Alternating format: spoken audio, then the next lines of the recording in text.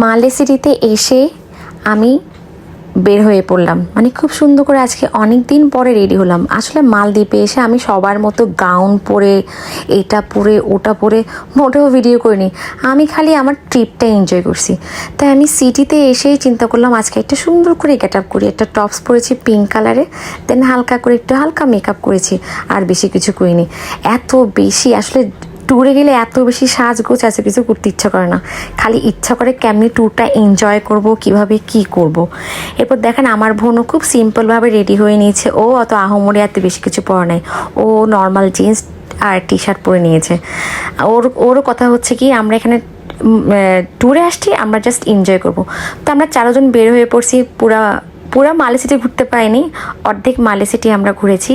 তা আমরা অনেক শপিং মলে গিয়েছিলাম, অনেকগুলো স্টোরে গিয়েছিলাম, ওখানে অনেক সুন্দর সুন্দর জিনিস দেখতে পেয়েছিলাম। হালকা পাতলা টুকিটাকি ওখান থেকে শপিং করেছি। মালদ্বীপে কিন্তু সব কিছু একটু দাম বেশি, মালে সিটিতে একটু কমই আছে। মানে দ্বীপের মালদ্বীপ যেখানে আমরা গিয়েছিলাম মাফুসি, ওখানে সব জিনিসের প্রাইসটা একটু বেশি ছিল, আর এখানে অনেকটা কম। তো আমার বোনেরা আমি চিন্তা করলাম যখন একটা মিরর দেখেছি, তা আমরা খুব সুন্দর করে দুই বোনে মিলে ভিডিও করে নিলাম।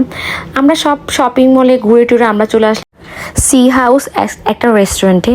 এই রেস্টুরেন্টটা হচ্ছে একদম উপরে, মানে রুফটপে, যার পাশে হচ্ছে বিশাল একটা সমুদ্র আছে, সাগর আছে। ওখানে বসে বসে দেখেন আমার husband already shopping bag carry করতে করতে বেচারা হয়রান হয়ে গেছে। কিছু করার নাই, বোরা শপিং করবে আর হাজব্যান্ড ব্যাগ উঠাবে, এটাই তো, তাই না? আলহামদুলিল্লাহ আমাদের হাজব্যান্ড অনেক ভালো, ওরা আমাদেরকে কিছুই ক্যারি করতে দেয় না, সব ওরাই ক্যারি করে।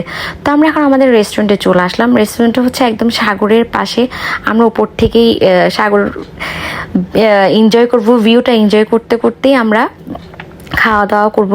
আসলে এই ভিডিওগুলো আমার অনেক আগের, তাই আমার পোস্ট করতে কি বলবো, আসলে আমি খুব কয়েকদিন ধরে আমি খুব সিক, যে কারণে ভিডিও আপলোড করতে পারছি না।